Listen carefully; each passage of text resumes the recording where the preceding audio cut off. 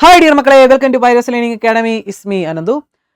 മക്കളെ, ഈ വീഡിയോ ഞാൻ ചെയ്യുന്നത് ഇന്ന് മാർച്ച് 4 ഞാൻ ഈ വീഡിയോ ചെയ്യുന്നത് സേ കുട്ടികൾ +1 +2 കമ്പാർട്ട്മെൻ്റൽ കുട്ടികൾ അവർക്ക് വേണ്ടിയിട്ടാണ് ഈ വീഡിയോ ചെയ്യുന്നത്. കാരണം മാർച്ചിലേക്ക് നമ്മൾ കടന്നു. സേ എക്സാം, മാത്സിൻ്റെ സേ എക്സാം വരുന്നത് എന്നാണ് നിങ്ങൾക്ക് അറിയാം അല്ലേ? 17-ാം തീയതി +2 എക്സാം, 25-ാം തീയതി +1 എക്സാം. അപ്പോൾ വളരെ കുറച്ച് ദിവസങ്ങളേ ഉള്ളൂ. നിങ്ങൾ ചോദിച്ചിരിക്കുന്ന കുറച്ച് ഡൗട്ടുകളും പിന്നെ എല്ലാ എൻ്റെ മക്കളും ജയിക്കാനുള്ള ആ ഒരു സ്മാർട്ട് ഫൈനൽ ഐഡിയ. ഇനി നമുക്ക് സമയമില്ല മക്കളെ. അതുകൊണ്ട് നിങ്ങൾ എനിക്കറിയാം ടെൻഷനിലായിരിക്കും. റെഗുലർ കുട്ടികളെ പോലെയല്ല, നിങ്ങൾക്ക് കുറച്ചുകൂടെ ടെൻഷൻ കാണും. അപ്പോൾ എല്ലാ രീതിയിലും ജയിക്കാനുള്ള ആ ഒരു ടെക്നിക്കും പിന്നെ നിങ്ങൾ ഡൗട്ട് ക്ലിയറിങ്ങുമാണ് ഞാൻ ഇവിടെ നടത്തുന്നത്. അധികം ലെങ്ത് ഒന്നും പോകത്തില്ല, പക്ഷേ നിങ്ങൾ ഈ വീഡിയോ മൊത്തം കാണണം. നിങ്ങളുടെ കൂട്ടുകാർക്കൊക്കെ ഷെയർ ചെയ്ത് കൊടുക്കണം. നിങ്ങളെ ഹെൽപ്പ് ചെയ്യാൻ വേണ്ടിയാണ് മക്കളെ ഞാൻ ഈ വീഡിയോ ചെയ്യുന്നത്. അപ്പോൾ നിങ്ങൾ മാക്സിമം ഇത് കാണുക എന്ന് പറഞ്ഞു കഴിഞ്ഞാൽ ഇത് എനിക്ക് വേണ്ടിയിട്ടല്ല. നിങ്ങൾ വരുത്തുന്ന മിസ്റ്റേക്ക്, ഞാൻ പറഞ്ഞില്ലേടാ 2023-ലും 2022-ലും ഒക്കെ വരുത്തിയ മിസ്റ്റേക്ക് നിങ്ങൾ ആവർത്തിക്കരുത്. മനസ്സിലായോ? ഞാൻ പറയുന്ന കാര്യം ഒന്നും കൂടെ ഞാൻ പറയുന്നു, നിങ്ങൾ മിസ്റ്റേക്ക് ആവർത്തിക്കരുത്, വീണ്ടും തോൽക്കാൻ ഇടയാകരുത്. അതുകൊണ്ട് ഒട്ടും സ്കിപ്പ് ചെയ്യാതെ മൊത്തം കാണുക. അധികം ലെങ്തിലേക്ക് പോകത്തില്ല. ഞാൻ വീണ്ടും പറയുന്നു, നിങ്ങളുടെ സമയം ഞാൻ കളയുന്നില്ല, പക്ഷേ നിങ്ങൾ കാണുക. ഓക്കെ.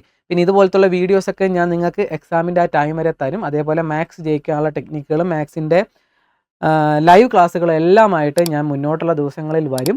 അപ്പോൾ ചാനൽ സബ്സ്ക്രൈബ് ചെയ്ത് കൂടാൻ താല്പര്യമുള്ള എൻ്റെ മക്കളുണ്ടെങ്കിൽ സബ്സ്ക്രൈബ് ചെയ്യുക, കൂടുക. ഓക്കെ. എക്സാം എനിക്ക് എൻ്റെ ആഗ്രഹം എന്ന് പറയുന്ന മക്കളെ എല്ലാ കുട്ടികളും ജയിക്കണം. മാത്സ് അധ്യാപകനാണ് ഞാൻ. മാത്സ് ജയിക്കാനുള്ള എല്ലാ കുറുക്ക് വഴികളും എല്ലാ കൺസെപ്റ്റുകളും എല്ലാം ഞാൻ പറഞ്ഞു തരുന്ന ഒരു ചാനലാണ്. എല്ലാവരും ജയിപ്പിക്കണം. എനിക്ക് എൻ്റെ ആഗ്രഹമാണ് മക്കളെ, എല്ലാ കുട്ടികളും ജയിക്കണം. ഓക്കെ. അപ്പോൾ ഞാൻ കാര്യത്തിലേക്ക് കടക്കുവാണ്. മക്കളെ ശ്രദ്ധിച്ച് കേൾക്കുക, ഫുൾ വീഡിയോ കേൾക്കുക കേട്ടോ. ആദ്യം നിങ്ങളുടെ ഡൗട്ടുകൾ ഞാൻ ക്ലിയർ ചെയ്യാം.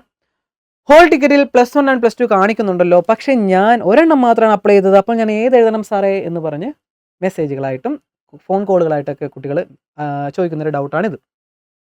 ഇതിനെപ്പറ്റി വിശദമായിട്ടൊരു വീഡിയോ ഞാൻ ചെയ്തിട്ടുണ്ടെങ്കിൽ പോലും പിന്നെ ഡൗട്ടുകളായിട്ട് വരുവാണ്. ഞാൻ പറയാനുള്ള കാര്യമാണ് മക്കളെ, നിങ്ങളിപ്പോൾ +1 ഇപ്പോൾ മാത്സിൻ്റെ കാര്യം എടുക്കുകയാണെങ്കിൽ നിങ്ങളിപ്പോൾ +1-ൽ മാർക്കുണ്ട്, നിങ്ങൾ ജയിച്ചു. അപ്പോൾ +2 മാത്രമേ നിങ്ങൾ സേ എഴുതണമെങ്കിൽ നിങ്ങൾ രജിസ്ട്രേഷൻ സമയത്ത് നിങ്ങൾ പോയി പറഞ്ഞത് സാറേ എനിക്ക് +2 മാത്രം എഴുതിയാൽ മതി, അതുകൊണ്ട് +2 രജിസ്റ്റർ ചെയ്താൽ മതി എന്ന് പറഞ്ഞേക്കും നിങ്ങൾ ഫീസ് കൊടുത്തത്.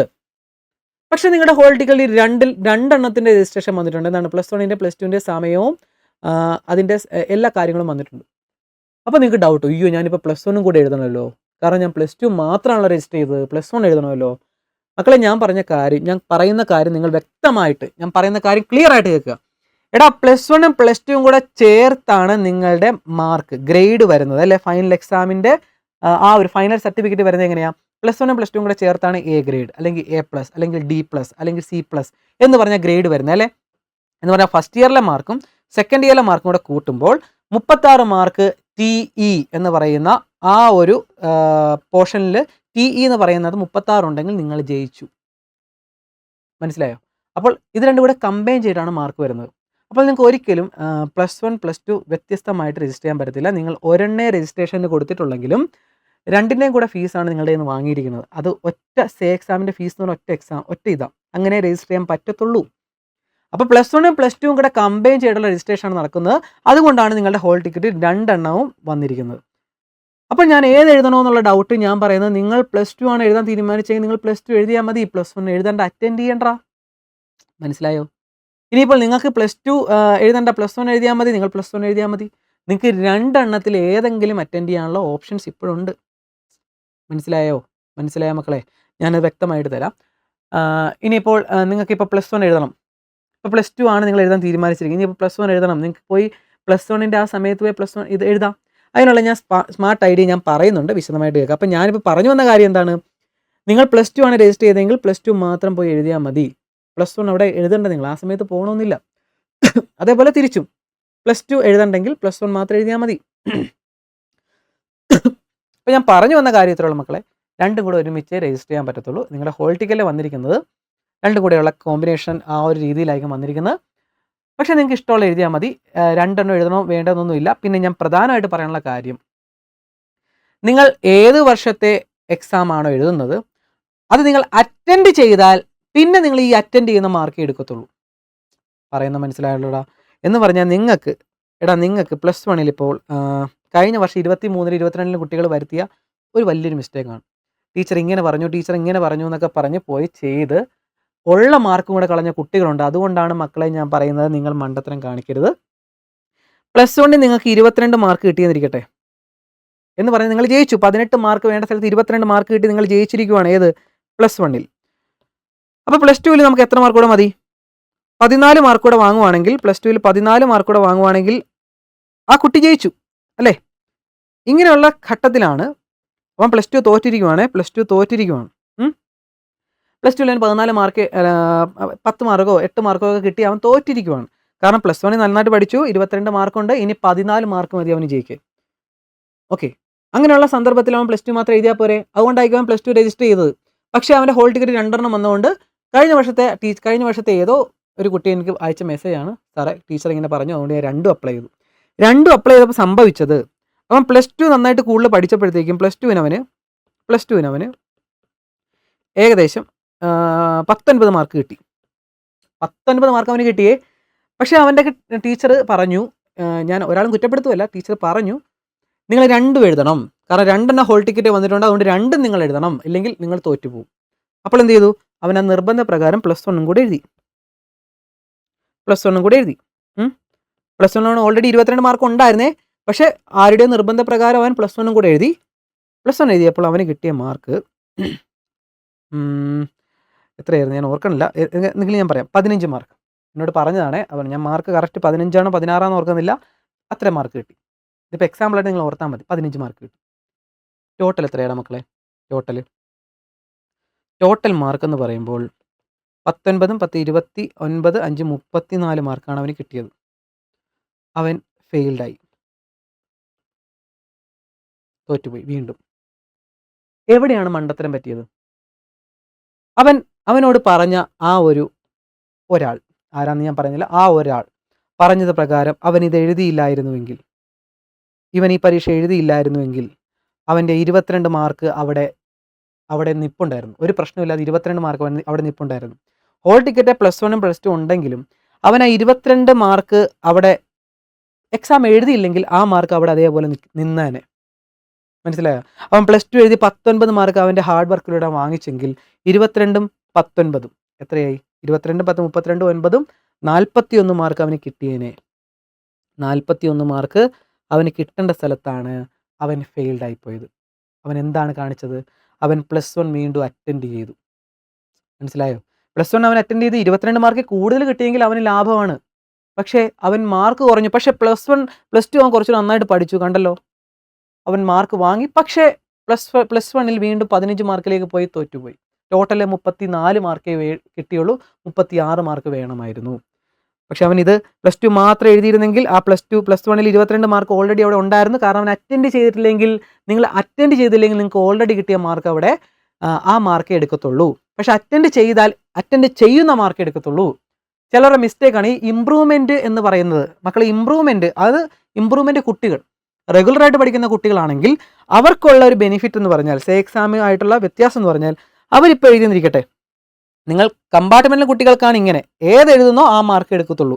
പക്ഷേ ഇമ്പ്രൂവ്മെൻറ്റ് കുട്ടികളാണെങ്കിൽ മക്കളെ ഇപ്പോൾ 22 മാർക്ക് കിട്ടി അവൻ ഓൾറെഡി. അവൻ +1 വീണ്ടും എഴുതി, ഇമ്പ്രൂവ് ചെയ്തപ്പോൾ അവന് 15 മാർക്കായി. പക്ഷേ റെഗുലർ കുട്ടികൾക്ക് ഇമ്പ്രൂവ്മെൻ്റ് എന്ന് പറയുന്നത് അതിനകത്ത് 22 മാർക്ക് എടുക്കത്തുള്ളൂ, ഏറ്റവും നല്ല മാർക്ക്. കാരണം അവരുടെ ഗ്രേഡ് ഇമ്പ്രൂവ് ചെയ്യാനാണ്. അപ്പോൾ ഇമ്പ്രൂവ് ചെയ്യുന്ന മാർക്കേ നിങ്ങൾക്ക് എടുക്കത്തുള്ളൂ ഇമ്പ്രൂവ്മെൻറ്റ് കുട്ടികൾക്ക്. 15ഉം 22 കിട്ടിക്കഴിഞ്ഞാൽ അവൻ സേഫാണ്. കാരണം 22 മാർക്ക് ഒരിക്കലും കുറയത്തില്ല. അതിൽ കൂടുതൽ വന്നാൽ മാത്രമേ ആ മാർക്ക് എടുക്കത്തുള്ളൂ. അതാണ് ഇമ്പ്രൂവ്മെൻറ്റും നിങ്ങൾ സേ എഴുതാൻ പോകുന്ന കുട്ടികളും തമ്മിലുള്ള വ്യത്യാസം. രണ്ടുപേർക്കും ഒരേ ക്വസ്റ്റ്യൻ പേപ്പറാണ്, പക്ഷേ വാല്യുവേഷൻ ഡിഫറൻ്റ് ആണ്. പറയുന്നത് മനസ്സിലാവുന്നുണ്ടോ മക്കളെ? ഇമ്പ്രൂവ്മെൻറ്റ് കുട്ടികൾക്ക് ഒരു എക്സ്ട്രാ ചാൻസ് ആണ് നൽകുന്നത്. നിങ്ങളുടെ എന്ന് പറഞ്ഞാൽ നിങ്ങൾ എഴുതാൻ പോകുന്ന സേ എക്സാം ആണെങ്കിൽ സേ എക്സാമിൻ്റെ മാർക്ക് എടുക്കത്തുള്ളൂ. പക്ഷേ ഇമ്പ്രൂവ്മെൻറ്റ് കുട്ടികൾക്ക് അങ്ങനെയല്ല, ഏതിനകത്താണ് കൂടുതൽ മാർക്ക് ആ മാർക്ക് എടുക്കത്തുള്ളൂ. അപ്പോൾ ഇത് രണ്ടും തമ്മിൽ കൺഫ്യൂഷൻ ഉണ്ടാകും. അതുകൊണ്ട് ഞാൻ ഇപ്പോഴേ പറയുവാണ് മക്കളെ, നിങ്ങൾ ഏത് എഴുതണം എന്നുള്ളത് നിങ്ങൾ തീരുമാനിക്കുക. വീണ്ടും എന്നോട് ഡൗട്ട് ചോദിച്ച് വരേണ്ട കാര്യമില്ല. ഇതിൽ നിന്ന് വ്യക്തമാണ്, ഏത് വേണമെങ്കിലും നിങ്ങൾക്ക് എഴുതാം. അത് നിങ്ങളുടെ ഇഷ്ടമാണ്. മാർക്ക് നോക്കുക, എനിക്ക് ഏതാണ് കൂടുതൽ പഠിക്കാൻ പറ്റുന്നത് അത് നോക്കി പഠിക്കുക, മാർക്ക് വാങ്ങുക. വീണ്ടും ഞാൻ പറയുന്നു, നിങ്ങൾക്ക് 2 വർഷവും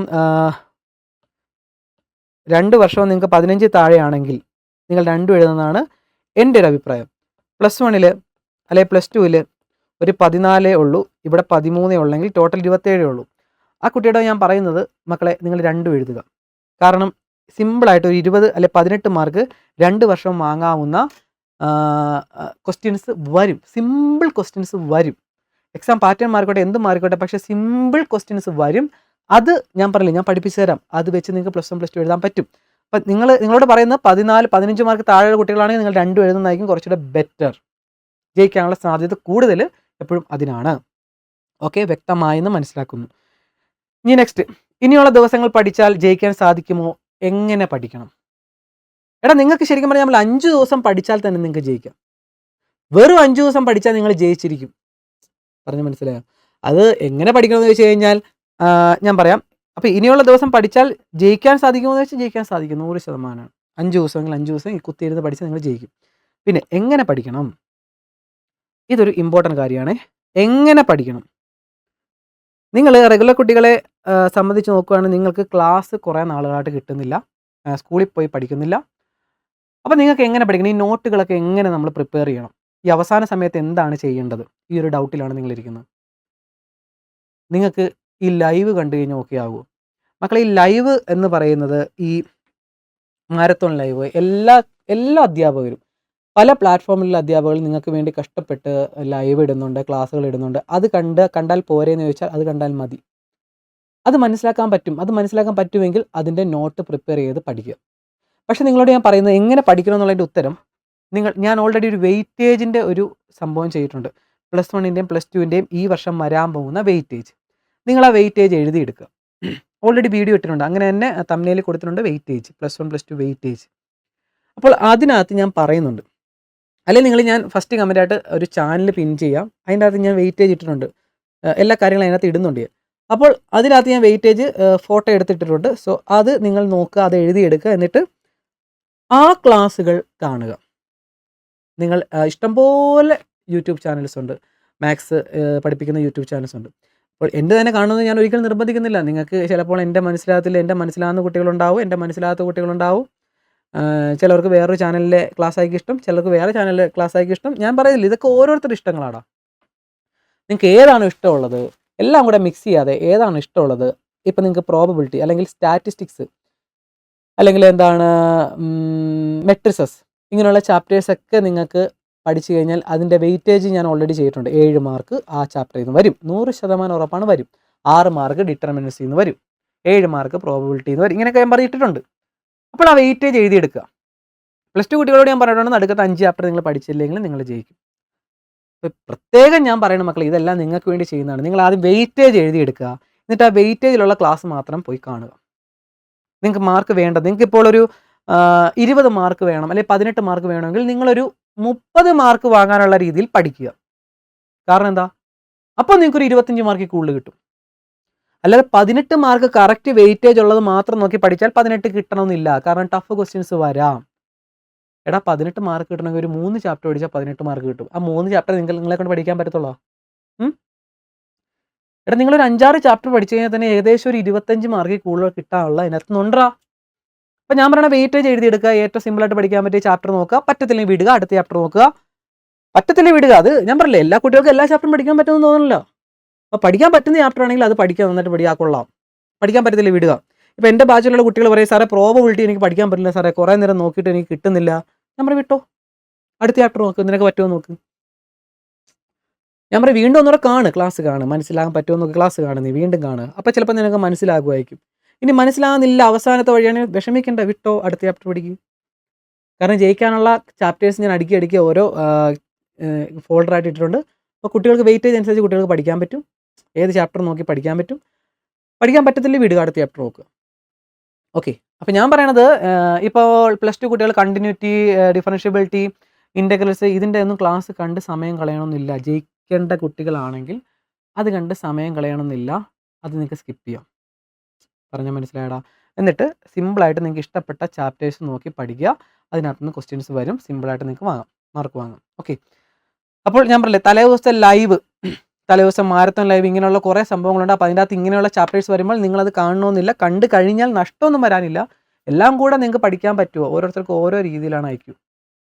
അപ്പോൾ എല്ലാം നമുക്ക് അച്ചീവ് ചെയ്യാൻ അല്ലെങ്കിൽ എല്ലാം നമുക്ക് ക്യാച്ച് ചെയ്യാൻ പറ്റുമോ എന്ന് ചോദിച്ചു കഴിഞ്ഞാൽ ചിലപ്പോൾ പറ്റണമെന്നില്ല.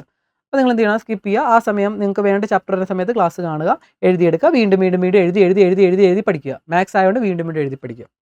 അപ്പോൾ നിങ്ങൾക്ക് നന്നായിട്ട് ജയിക്കാൻ പറ്റും. അല്ലാതെ കൂടുതൽ മാർക്ക് നമുക്ക് ഈ ആർത്തി അല്ലേ, കൂടുതൽ മാർക്ക് വേണം. ചിലർക്ക് അത്യാർത്തി.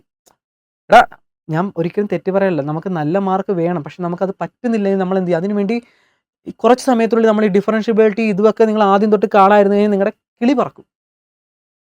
പറഞ്ഞാൽ മനസ്സിലാണ്ടോ? അപ്പം നമുക്ക് ആദ്യം ജയിക്കുക, സേഫ് സോൺ സെറ്റാക്കുക. ഓക്കെ, എന്ന് പറഞ്ഞാൽ ഒരു 30 മാർക്കിനുള്ള പഠിച്ചതിന് ശേഷം നിങ്ങൾക്ക് വേണമെങ്കിൽ നിങ്ങൾക്ക് കാണാം.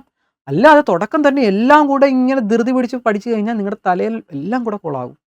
നിങ്ങളൊരു അലമാരയിൽ നിന്ന് ഒരു തുണി എടുക്കുമ്പോൾ അടുക്കി വെച്ചിട്ട് ഇങ്ങനെ എടുക്കുമ്പോൾ നല്ല സുഖമായിട്ട് നമുക്ക് ഓരോന്ന് തപ്പിയെടുക്കാം.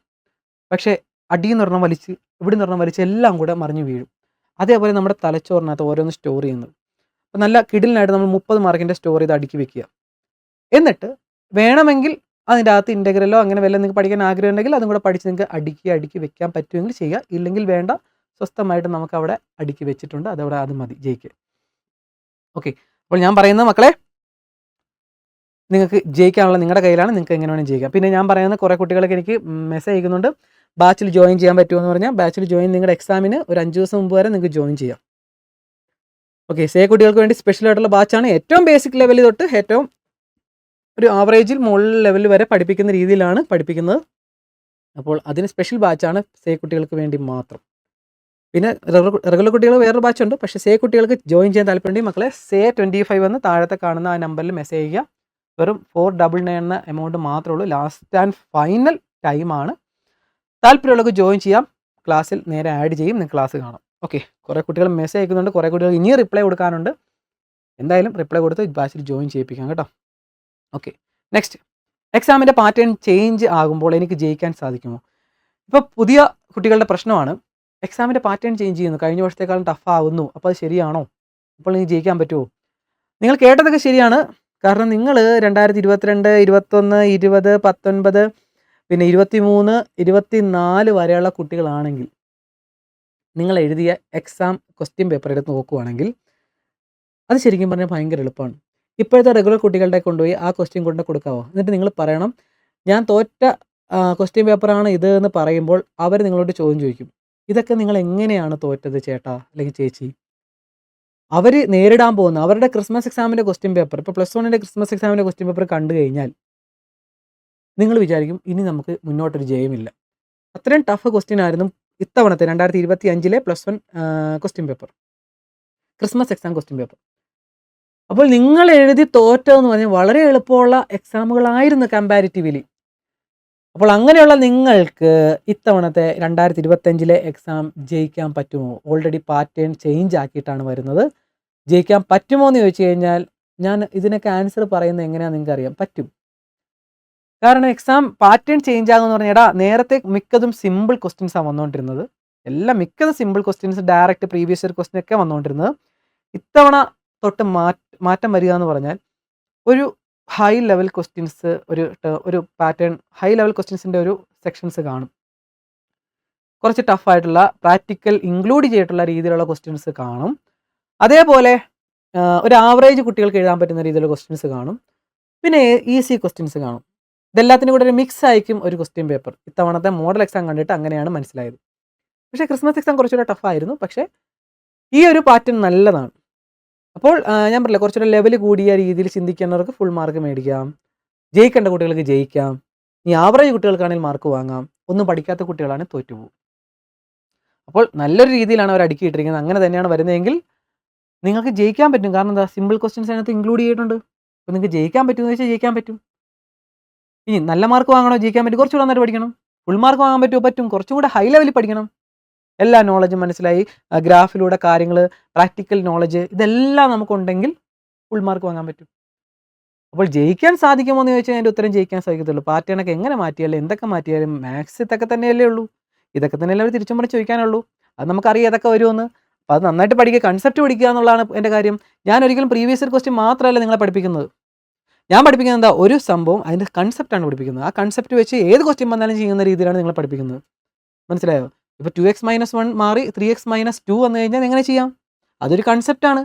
അപ്പോൾ അവിടെ ഡൊമൈൻ റേഞ്ച് കണ്ടുപിടിക്കണം. അതേ ഒരു കൺസെപ്റ്റാണ്. എങ്ങനെയാണ് അതിൻ്റെ വാല്യൂസ്? അപ്പോൾ അത് ക്വസ്റ്റ്യൻ മാറ്റി ചോദിച്ചോട്ടെ, നോ പ്രോബ്ലം. കൺസെപ്റ്റ് അറിയാമെങ്കിൽ സിമ്പിളായിട്ട് നമുക്ക് ചെയ്യാം, അല്ലേ? 2+2 4 നിങ്ങൾ കൊച്ചു ക്ലാസ്സിൽ പഠിച്ചതാണ്. എന്നിട്ട് 2+4 ചോദിച്ചു കഴിഞ്ഞാൽ നിങ്ങൾ 4 തന്നെ എഴുതുമോ? ഇല്ല. 2+4 എന്ന് പറഞ്ഞാൽ 6 എന്ന് എഴുതും. അതെന്താ? അഡീഷൻ എന്ന് പറഞ്ഞ കൺസെപ്റ്റ് നിങ്ങൾക്ക് അറിയാമെങ്കിൽ 10+10 ചോദിച്ചാൽ നിങ്ങൾക്ക് അറിയാം 20, അല്ല 4 എന്ന് എഴുതുമോ? അല്ല. അപ്പോൾ നമ്പേഴ്സ് മാറ്റി ചോദിച്ചോട്ടെ, കാരണം കൺസെപ്റ്റ് നമുക്കൊരു അഡിഷൻ, കൂട്ടുക എന്നുള്ള കാര്യം അറിയാമെങ്കിൽ നമ്പേഴ്സ് മാറ്റി ഏത് തരത്തിലും ചോദിച്ചോട്ടെ, നമുക്ക് പറയാൻ പറ്റും, എഴുതാൻ പറ്റും. മനസ്സിലായോ? അതാണ് പാറ്റേൺ ചേഞ്ച് കൊണ്ട് ഇത്തവണത്തെ എക്സാമിന് ഉദ്ദേശിക്കുന്നത്. ഇനി മാത്സ് എക്സാം മക്കളെ, നിങ്ങൾ കാത്തിരുന്ന ആ ഒരു പരിപാടി ഏകദേശം 20 മിനിറ്റോളമായി, എങ്കിലും ഞാൻ പെട്ടെന്ന് നിർത്താം. മാത്സ് എക്സാം ഈ വർഷം ഒരിക്കലും തോൽക്കാതിരിക്കാനുള്ള ദ ബെസ്റ്റ് സ്മാർട്ട് ഐഡിയ എല്ലാ മക്കളും കാണുക. നല്ല കിഡിലിനായിട്ട് ഞാൻ പറഞ്ഞുതരാം. മാത്സ് എക്സാം ഈ വർഷം ഒരിക്കലും ഒരു കുട്ടിയും തോൽക്കരുത്. അതിനുള്ള ഏറ്റവും കിഡിലിന് ഐഡിയ ആണ് ഇത്. കലണ്ടറിൻ്റെ ഒരു ഭാഗം എടുത്ത് ഞാൻ വെച്ചിരിക്കുവാണ്. മാത്സ് എക്സാം ഉള്ള 2 ദിവസങ്ങളാണ് ഞാനിവിടെ കൊടുത്തിരിക്കുന്നത്. 16, 17, 18 തൊട്ട് 29 വരെയാണ് ഞാൻ കലണ്ടറിനകത്ത് അടയാളപ്പെടുത്തിയിട്ടുള്ളത്. അതിനകത്തെ ഈ 17-ാം തീയതിയാണ് നിങ്ങളുടെ +2 മാത്സ് എക്സാം. 25-ാം തീയതിയാണ് +1 മാത്സ് എക്സാം. അതിൻ്റെ ഇടയ്ക്കൊക്കെ എക്സാമുകളുണ്ട്. പക്ഷേ കുട്ടികളായ നിങ്ങൾ മാത്സ് എക്സാം മാത്രം എഴുതുന്ന കുട്ടികളുണ്ടെങ്കിൽ അവർക്ക് ഇത് ഉപകാരപ്പെടും. ഇതിൻ്റെ ഇടയ്ക്കുള്ള എക്സാമുകൾ ഉണ്ടെങ്കിൽ പോലും ഞാൻ പറയാൻ പോകുന്ന കാര്യം നിങ്ങൾക്ക് ഉപകാരപ്പെടും. നോക്കിക്കോണേ, നിങ്ങൾ +1 എക്സാം എഴുതാൻ പോകുന്നത് അല്ലെങ്കിൽ +2 എക്സാം എഴുതാൻ പോകുന്നതും ആയിക്കോട്ടെ, ഈ 2 എക്സാമും നിങ്ങളുടെ ഹോൾ ടിക്കറ്റ് ഉണ്ടല്ലോ. അപ്പോൾ 2 എക്സാമും എൻ്റെ ബാച്ചിലെ മിക്ക കുട്ടികളും +1ഉം +2ഉം ജോയിൻ ചെയ്ത കുട്ടികളാണ്. +1ഉം +2. അപ്പോൾ അവരോട് ഞാൻ പറഞ്ഞിട്ടുണ്ട്, ഏത് എഴുതണം സാറേ, ഏത് എഴുതണം. ഇപ്പോൾ ഞാൻ പറയാം, നിങ്ങളൊരു കാര്യം ചെയ്യും, +2 എക്സാം പോയി എഴുത്.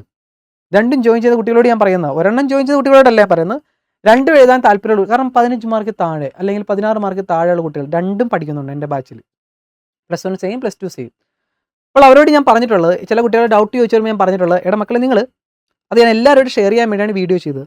എടാ, നിങ്ങൾ 17-ാം തീയതിയിൽ +2 എക്സാം നന്നായിട്ട് പോയി എഴുതുക. തലേദിവസത്തെ ലൈവ്, തലേദിവസത്തെ ക്ലാസ്, ഇഷ്ടം പോലെ ആ ഗ്യാപ്പിലുള്ള എല്ലാം കണ്ട് പഠിച്ച് സെറ്റാക്കി 17-ാം തീയതിയിലെ മാത്സ് എക്സാം പോയി എഴുതുക. അന്ന് വൈകുന്നേരം തന്നെ ഞാൻ അതിൻ്റെ ആൻസർ കീ ഇടും.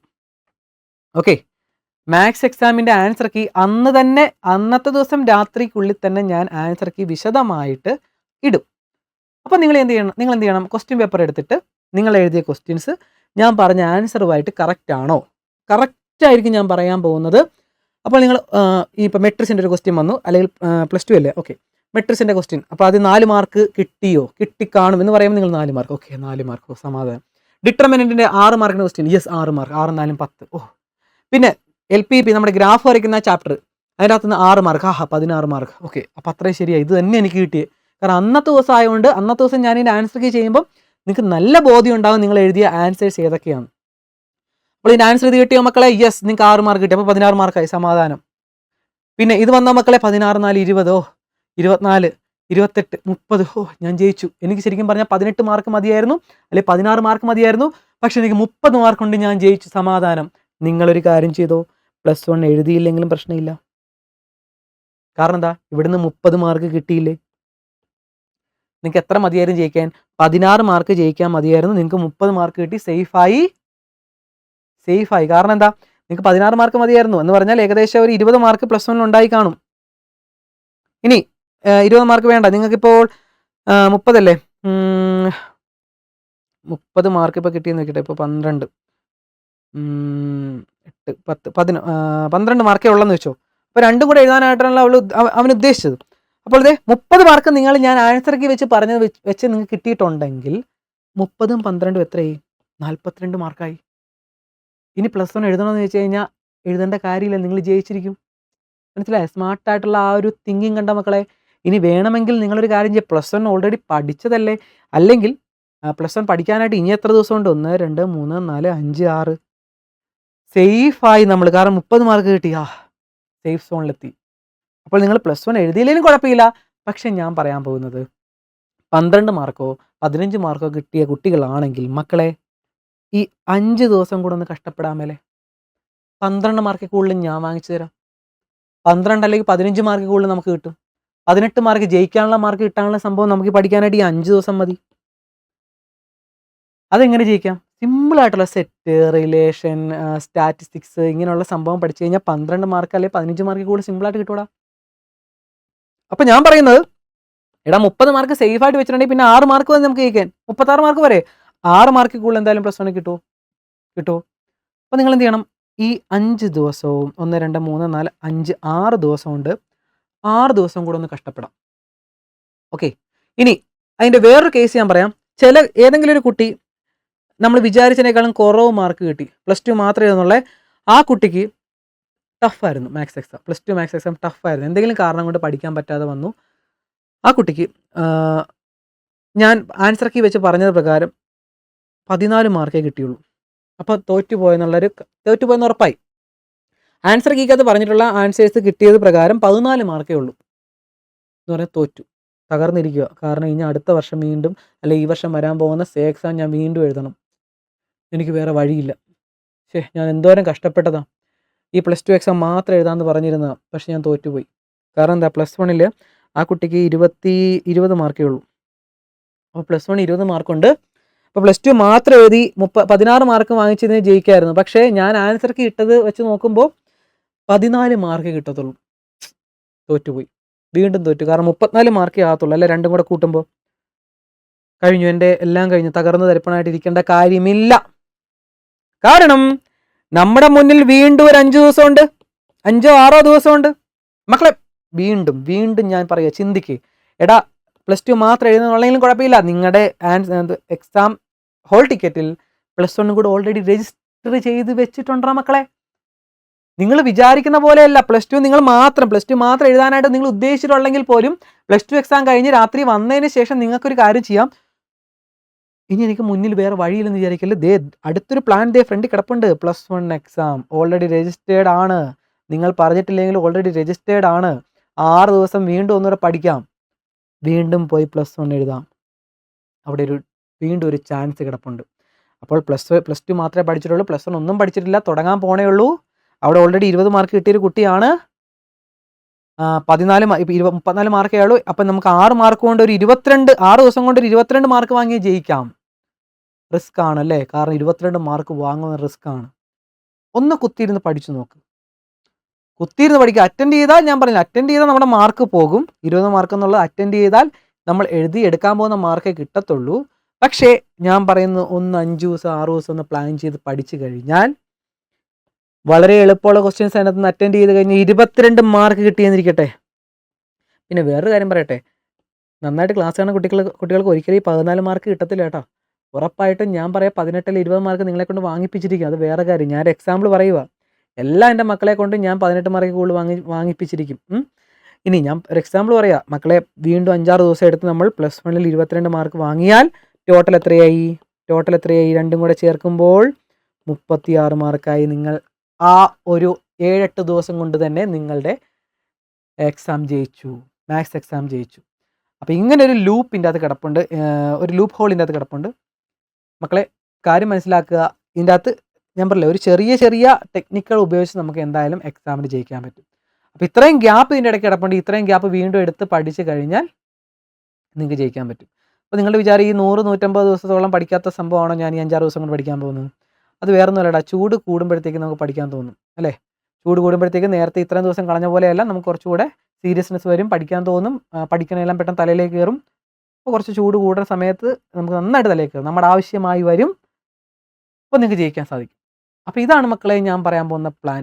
ഇനി ഒരു പ്ലാനുമായിട്ട് ഞാൻ വരത്തില്ല. ഇത് കാരണം എല്ലാ പ്ലാനിങ്ങും ഞാൻ ഈ സമയത്തിനുള്ളിൽ തന്നെ പറഞ്ഞു തന്നിട്ടുണ്ട്. സ്മാർട്ട് വർക്ക് ഇഷ്ടംപോലെ ഞാൻ കാര്യങ്ങൾ പറഞ്ഞിട്ടുണ്ട്. അപ്പോൾ ഇതെല്ലാ കുട്ടികൾക്കും അയച്ചു കൊടുക്കുക. ഏകദേശം 1/2 മണിക്കൂറോളമായി നമ്മുടെ വീഡിയോ. എല്ലാവർക്കും ഉപകാരപ്പെടുമെന്ന് വിചാരിക്കുന്നു. ഞാൻ നിങ്ങൾക്ക് വേണ്ടിയിട്ടാണ് ഇതൊക്കെയായിട്ട് വന്നിരിക്കുന്നത് മക്കളെ. സോ എല്ലാ എൻ്റെ മക്കളും ഇത്തവണത്തെ മാത്സ് എക്സാമിനെ ജയിക്കണം. എത്ര പാടായിക്കോട്ടെ, എല്ലാവരും ജയിക്കണമെന്നുള്ള ഒരൊറ്റ ആഗ്രഹത്തിൻ്റെ പുറത്താണ് ഞാൻ ഇങ്ങനെയുള്ള ഓരോ തന്ത്രങ്ങളുമായിട്ട് വരുന്നത് മക്കളെ. എൻ്റെ എല്ലാ മക്കളും ജയിക്കണമെന്ന് നല്ല അതിയായ ആഗ്രഹമുണ്ട്. ഞാൻ പറഞ്ഞില്ല, കുറച്ച് വർഷങ്ങൾ കൊണ്ട് തന്നെ കേരളത്തിൽ തോറ്റുപോയ എല്ലാ കുട്ടികളെയും ജയിപ്പിക്കണമെന്നൊരാഗ്രഹമുണ്ട്. മാത്സ് ആയതുകൊണ്ട്, മാത്സ് എനിക്ക് ജയിപ്പിക്കാൻ പറ്റും എന്നൊരു വിശ്വാസമുള്ളത് കൊണ്ടാണ് ഇറങ്ങിത്തിരിച്ചത്. എല്ലാ എൻ്റെ മക്കളും ജയിക്കണം. ജയിച്ചതിന് ശേഷം ഇങ്ങോട്ട് വരിക, നിങ്ങളുടെ ഒരു ഫീഡ്ബാക്ക് അറിയിക്കുക. എത്ര കുട്ടികൾക്ക് ജയിക്കാൻ പറ്റിയെന്ന് അറിയുമ്പോൾ കിട്ടുന്ന ഒരു സന്തോഷം. ഒരു കുട്ടിയെ കൊണ്ട് A+ വാങ്ങിപ്പിക്കുന്നതിനേക്കാൾ കൂടുതൽ ഈ വർഷങ്ങളോളം എന്താ പറയുക, എല്ലാവരുടെയും മുന്നിൽ കളിയാക്കലുകളൊക്കെ വാങ്ങി തോറ്റ് പിന്നോക്കം നിൽക്കുന്ന കുട്ടികൾ. ഒരു കാലത്ത് ഞാനും ഇതേപോലെ ഒന്നും അറിയാൻ വയ്യാത്ത, മാത്സ് ഒന്നും അറിയാൻ വയ്യാത്തൊരു കുട്ടിയായിരുന്നു. മാത്സ് എന്ന് പറഞ്ഞാൽ പേടി സ്വപ്നമായിട്ട് കൊണ്ടുവരുന്നൊരു കുട്ടിയായിരുന്നു. മാത്സ് എന്ന് പറയുമ്പോഴേ എനിക്ക് എന്തോ പോലെയായിരുന്നു, എനിക്കറിയാൻ വയ്യ എന്തൊക്കെയാണ് കൺസെപ്റ്റ്. അങ്ങനെയുള്ളൊരു കുട്ടിയായിരുന്നു ഞാൻ. മനസ്സിലായോ? മാത്സൊക്കെ ജയിക്കുമോ, എങ്ങനെയൊക്കെ ജയിച്ച് 10ാം ക്ലാസ് കടന്നൊരു കുട്ടിയാണ് ഞാൻ. അതിനുശേഷമാണ് മാത്സ് ഇഷ്ടപ്പെട്ടത്. അങ്ങനെയുള്ള ഒരാളാണ് നിങ്ങളുടെ മുന്നിൽ നിന്ന് മാത്സ് പഠിപ്പിക്കുന്നത്. മനസ്സിലായോ മക്കളെ? മാത്സിൽ ഗ്രാജുവേഷൻ, പോസ്റ്റ് ഗ്രാജുവേഷൻ ഇതെല്ലാം കഴിഞ്ഞ് മാത്സ് അധ്യാപകനായിട്ട് നിങ്ങളുടെ മുന്നിൽ നിൽക്കുന്നത് പണ്ട് കാലത്ത് എപ്പോഴോ മാത്സിനെ വെറുത്തിരുന്ന, മാത്സിനെ ഇഷ്ടപ്പെട്ടിരുന്ന ഒരു അധ്യാപകനാണ്. ഞാൻ എന്തുകൊണ്ടാണ് ഈ തോറ്റ കുട്ടികളെ കൂടുതൽ കോൺസെൻട്രേറ്റ് ചെയ്യുന്നതെന്ന് പറഞ്ഞാൽ, പണ്ട് ഞാൻ ആ ഒരു അവസ്ഥയിലായിരുന്നു. മാത്സ് ഒന്നും അറിയാൻ വയ്യാതെ പുറകിൽ ഒരു ബെഞ്ചിലിരുന്ന് മൂലയിലിരുന്ന് പഠിച്ച ഒരാളായിരുന്നു. അപ്പോൾ അങ്ങനെ ഒരു അവസ്ഥയും, അങ്ങനെ എനിക്ക് ജയിക്കാമെങ്കിൽ എടാ നിങ്ങൾക്കൊക്കെ ജയിക്കാൻ പറ്റും, അത്രേ ഞാൻ പറയാൻ പറ്റുന്നുള്ളൂ. എനിക്ക് ജയിക്കാൻ പറ്റുമെങ്കിൽ എൻ്റെ എല്ലാ മക്കൾക്കും ജയിക്കാൻ പറ്റും. പക്ഷേ അതിനുവേണ്ടി ഒന്ന് കുത്തിയിരുന്ന് പഠിക്കുക എന്ന് മാത്രമേ എനിക്ക് പറയാനുള്ളൂ. എല്ലാവരും ജയിക്കട്ടെ, ഒരു കിടിലനായിട്ട് എക്സാം എഴുതാൻ പറ്റട്ടെ, നല്ല കിടിലൻ എക്സാമായി മാറട്ടെ നിങ്ങളുടെ ഈ 2025 എക്സാം എന്ന് പറഞ്ഞുകൊണ്ട് മക്കളെ നിർത്തിയാണ്. അപ്പോൾ എൻ്റെ എല്ലാ മക്കൾക്കും ഓൾ ദി ബെസ്റ്റ്.